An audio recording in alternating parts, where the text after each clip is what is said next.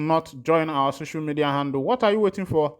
Kindly go ahead and subscribe, like, comment, share, and also remember to on your notification button so that whenever our news drop, you will be the first. We'll collect them all. Let's go down to the news proper as it is hot. Tinubu urged to withdraw charges against Nnamdi Kanu. Apes Igbo social cultural organization ohanezendigbo has appealed to President Bola Tinubu to withdraw charges against Nnamdi Kanu, the leader of the indigenous people of Biafra. The appeal is a fallout of the recent release of Sunday Adeyemo, popularly known as Sunday Igboho, a Yoruba Nation activist from Benue prison. Ohanezendigbo expressed appreciation for the contribution of Yoruba leaders such as former President Olusegun Obasanjo, Professor Banji Akintoye, Professor Wole Soyinka, and Pa Ayo Adebanjo towards the release of Sunday Igboho. The organization recalled its plea, including one on October 1st, 2023 Independence Day for the release of both Nnamdi Kanu and Sunday Igboho, noted that it is naturally expected that the consideration granted to Igboho should be extended to Kanu. In a press statement issued by Mazi Okechukwu Isiguzoro, the Secretary General of Ohanezendigbo, yesterday, the organization commended President Talon of Benin Republic for the release of Sunday Igboho through the interventions of Yoruba leadership and political leaders. Ohanezendigbo believe that this is an opportunity time for President Bola Ahmed Tinubu to demonstrate similar gestures and drop all charges against Mazi Nnamdi Kanu, allowing him to regain his freedom. The release of Nnamdi Kanu will play a pivotal role in restoring peace in the southeast region and help address the prevailing security challenges. Ohanezendigbo calls on all Biafran groups to cease all acrimonies and offensive media wars against the federal government, urging Igbo leaders to focus on the importance of doing what is necessary for the betterment of the region. Ohanezendigbo firmly believes that President Tinubu will be hailed as a national hero if he seizes this opportunity to release Nnamdi Kanu. The organization acknowledges that Nigerians who felt dehydrated by Kanu's action should find it in their hearts to forgive him, as his release will mark a significant step towards national unity and reconciliation. Ohanezendigbo expressed its gratitude to President Talon, Yoruba leaders, and political figures for their efforts in securing Sunday Igboho's release. The organization remains hopeful that President Tinubu will embrace this historic opportunity and contribute to the restoration of peace and harmony in Nigeria. My people, now don't see as it happen, as it hot, as it shele.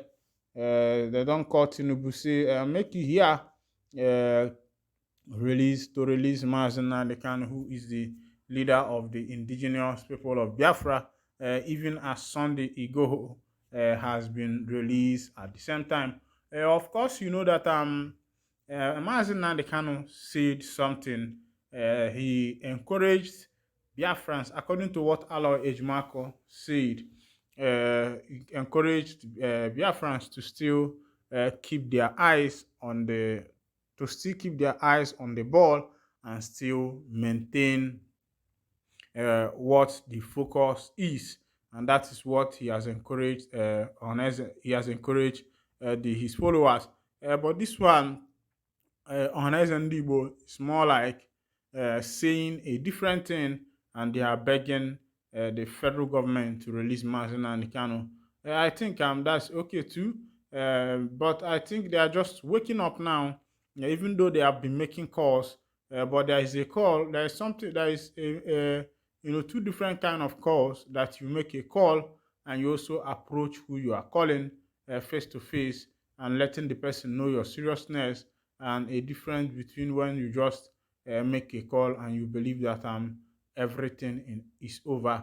I don't think that that is how some of these things works. When you make a call, you be persistent to see how far your call will go and what the people you are calling, what they are doing with it. Now, I think Ohanese have woken up from their sleep after seeing what the Yoruba leaders did for Sunday Igboho. I think this is one of the different things about the different tribes, even though that Igbo are together, but I think they are yet to understand the politics of Nigeria and how politics is being played.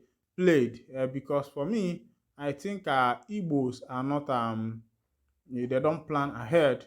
They don't plan ahead at all. They just start planning whenever it's time, and it's also make things difficult and painful for them. But these other guys plan maybe 10 years, 20 years ahead, even 30 or 40 years ahead, in order to be able to gain access into power. But ndị Igbo onye ka eji si na there is this saying that Igbo amara agba ọsọ mmiri belụsọ ma o bidoro zube. So that's where this saying is taken from, that Igbo amara agba ọsọ mmiri. Now let's go down to what is happening in Israel. 150 bodies of Hamas fighters found as Israel armies target Hamas civil government parliament. Wow. You don't shell. Listen to that headline again. 150 bodies of Hamas fighters found as Israel army targets Hamas civil government, parliament, and militaries. In the ongoing conflict between Israel and Hamas, Israel's military has revealed significant development after the fourth day of intense fighting, as reported by CNN. According to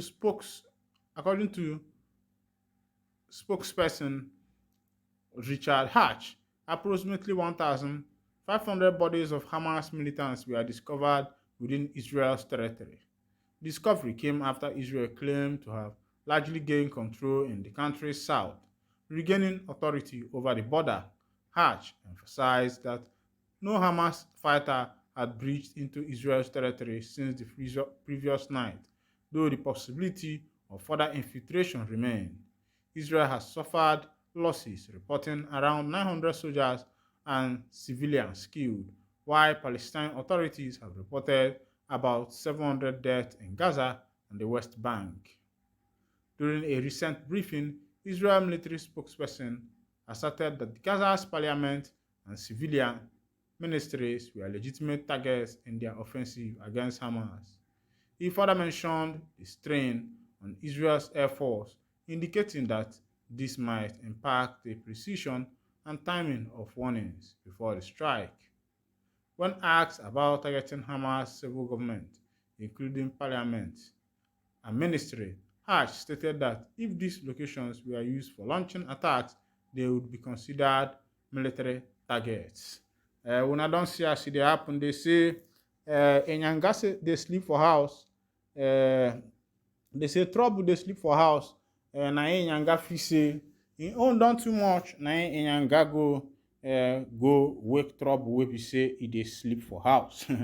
E don shele na Hamas go wake up Israel, forgetting who Israel are, forgetting their power of ammunition, their power arsenal, and the rest of them, and now they are paying for it dearly. That's why they say anything you are doing, try to avoid that which will bring karma upon you, because as you dey now, wetin I dey see be say cause don come upon Hamas, because these people they went to fight are the people of God. No matter what, God has set a covenant with the people of Israel, and that covenant he has always been keeping. So I think that whatever that happens to Hamas, Hamas brought it upon themselves, because looking at children that were just in normal concert, massacring them, sending them to judgment with any need, without any cogent information,